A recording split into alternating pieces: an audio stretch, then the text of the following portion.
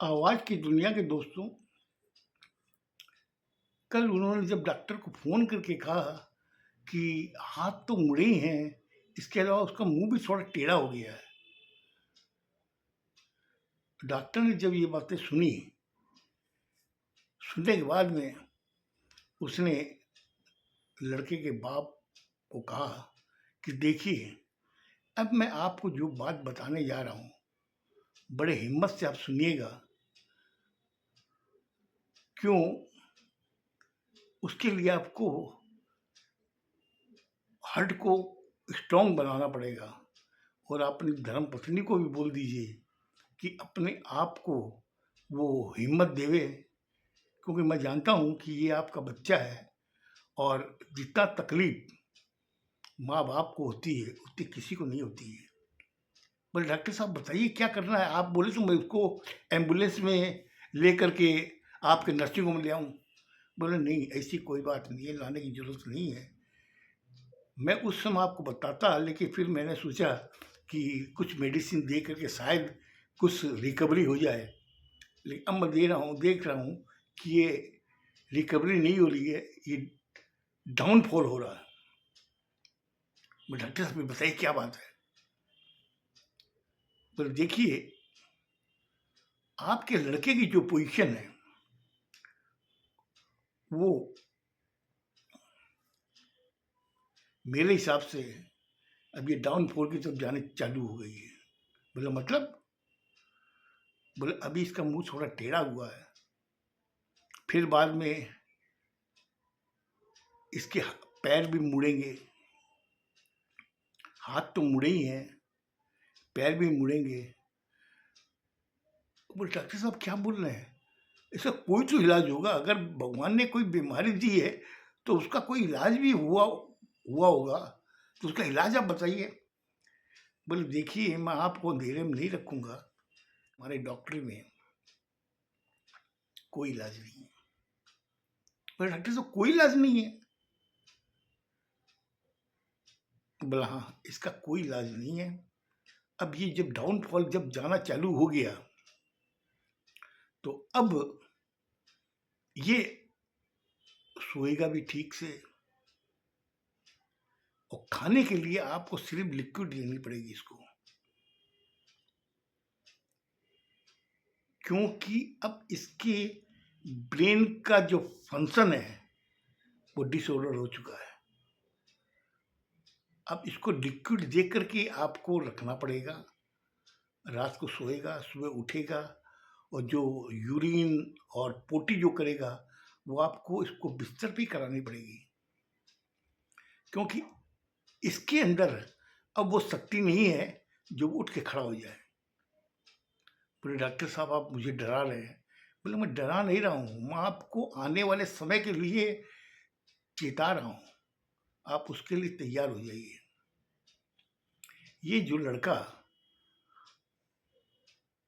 के बारे में जो मुझे बता रहे हो, ये लड़का रहेगा,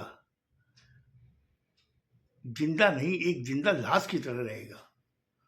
जब इतना उसने कहा तो बाप के चेहरे का पानी उतर गया और वो एकदम घबरा गया। वो बोले डॉक्टर साहब आप क्या बोल रहे हैं? मैं ठीक बता रहा हूँ कि ये जितने दिन भी रहेगा उतने दिन आपको लिक्विड में इसको रखना पड़ेगा और इसकी सेवा आपको करनी पड़ेगी। बोले डॉक्टर साहब क्या करूं मैं? बोले मैंने आपको बता दिया, इसका यही इलाज है। अब कुछ नहीं कर सकता, कोई मेडिकल साइंस कुछ नहीं कर सकता, लेकिन हो सकता है कोई ईश्वर कोई मिराकल कर दे तो बात अलग है, वरना ये ठीक होना मुश्किल है। अब इसकी कई चीजें आपके सामने आएगी जिसको देख के आप परेशान भी होगे। ये आंखें यूं घुमाएगा चारों तरफ, देखता रहेगा, आप सोचोगे ये कुछ बोले। इसके अंदर का जो दिमाग है वो इसका काम करना बंद कर दिया है। बोले डॉक्टर साहब मैं क्या करूं बताइए? उसकी वाइफ ने फोन छीन लिया। बोले डॉक्टर साहब मुझे बताइए, मैं लड़के की माँ बोल रही हूँ। बोले मैंने आपके हस्बैंड को सब कुछ बता दिया है, मगर आप भी अब अपने आप को तैयार कर लीजिए, क्योंकि ये आपका बच्चा है, मैं जानता हूँ कि आपने 9 महीने इसको अपने कोख में रखा है, लेकिन आज इस पोजीशन में 10 साल जो आपने पाल-पोस के इतना बड़ा किया, अब ये इस पोजीशन में है।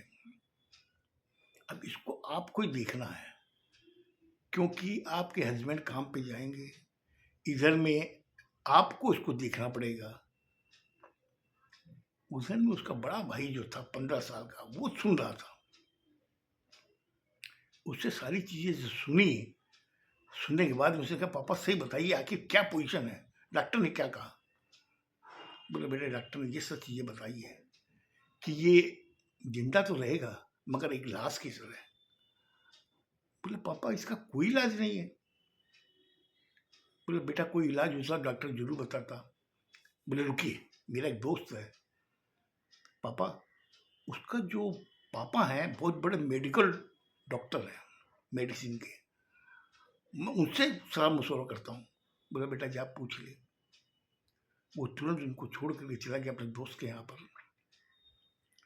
उसने कहा कि यार मैं तेरे पापा से मिलना चाहता हूँ। उसने उसको बात कराई। बोले, पापा इसका छोटा भाई है, 10 साल का है, आज उसकी ये पोजीशन है कि अब वो डाउनफॉल में जा रहा है और डॉक्टर और सबने हाथ ऊपर कर दिए हैं कि इसका कोई इलाज नहीं है। अब तो कोई ईश्वरी कोई चमत्कार कर दे तो बात अलग है, वरना ठीक होना मुश्किल है। उससे सारी चीजें सुननी, बोले सही बताओ शुरू में क्या हुआ? उसने सारी चीजें उसको बताई। फिर बोले कि इसको कहाँ ले गए? बोले बेलोर ले गया था या मद्रास ले गए थे अपोलो में, वहाँ पे डॉक्टर ने बताया। फिर उसने कहा कि इसके प्रॉब्लम है नर्व की, तो यहाँ नर्व के डॉक्टर को दिखवाया। डॉक्टर का नाम क्या है? उसने उससे पूछा। बोले, ठीक है तुम बेटा कल आना, मैं जब तक नर्व वाले डॉक्टर से कंसल्ट कर लूँगा फिर मैं तेरे को बताऊँगा। बोले, ठीक है अंकल। ऐसा कह के आ गया। दूसरे दिन वो अपने दोस्त के पापा से बात करने पहुंचा। उसने कहा कि बोले तुमने जो चीज़ बताई है, मैंने नर्व के डॉक्टर से जो पूछा है उसमें ये समझ में आ गया कि मेडिकल साइंस में इस बीमारी का कोई इलाज नहीं है। बोला, अंकल फिर ऐसी ये बीमारी क्या है? बोला कि ये कोई हजारों लोगों में से एक जने की होती है, उसमें तुम्हारा छोटा भाई शिकार हो गया। अपनी जो ये नर्व है इसके अंदर ब्लड सर्कुलेट करता है, लेकिन तुम्हारे जो भाई है, छोटा भाई, उसके कई नर्व डैमेज हो चुकी है, उसमें ब्लड सर्कुलेट नहीं हो रहा है, वो ब्रेन तक जा नहीं रहा, इसलिए उसका ब्रेन डिसऑर्डर हो गया, उसकी बॉडी में डिसऑर्डर हो रही है। बोला, फिर क्या करें? बोला, इसका इंतजार करो और कोई रास्ता नहीं है, ईश्वर जो करेगा वो अच्छा ही करेगा। अब तुम अपनी मम्मी को, तेरे पापा को जाकर बता दो कि इसका कोई इलाज नहीं है, सेवा करो। और डॉक्टर ने बोला कि बताया है वो नर्व वाले ने, इसको लिक्विड देनी पड़ेगी।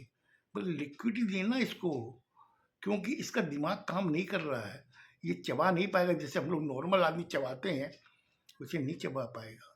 लिक्विड दोगे उसके पेट में चल जाएगा और वही इसको जिंदा रखेगा। बोला, अंकल फिर इसका कोई इलाज नहीं? बोला, बेटा कोई इलाज नहीं है, हो सकता है ये 6 महीने रहे। बोले, 6 महीने रहे मतलब? बोले, जितनी ईश्वर ने इसमें चाबी भरी है उतना दिन ये खिलौना चलेगा। 6 महीने भी रह सकता है, 6 साल भी रह सकता है और 60 साल भी रह सकता है। बोले, अंकल आप तो इसी बात बोल रहे हो तो मेरे तो मुझे तो डर लगने लगा। बेटा जी, परिस्थिति का सामना करना सीखो, डरो मत।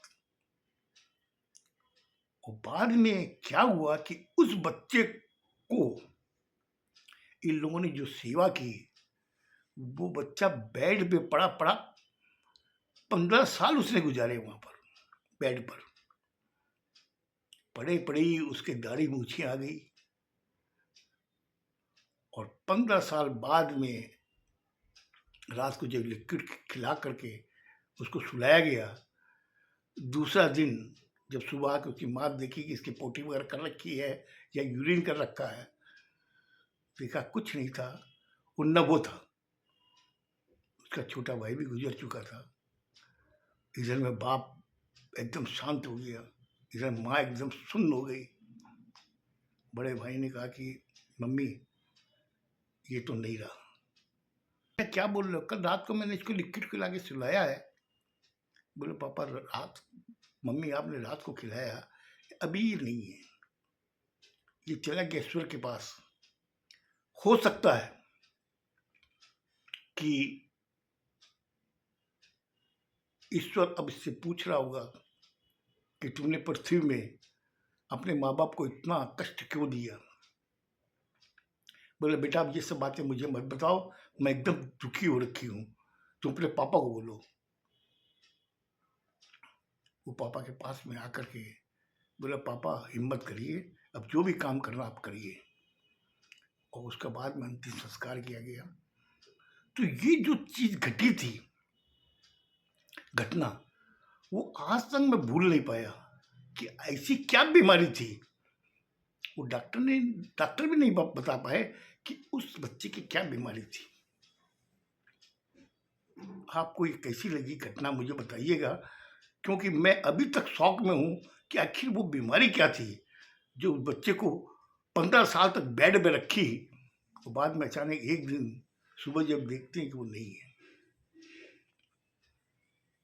खुश रहो, स्वस्थ रहो, धन्यवाद।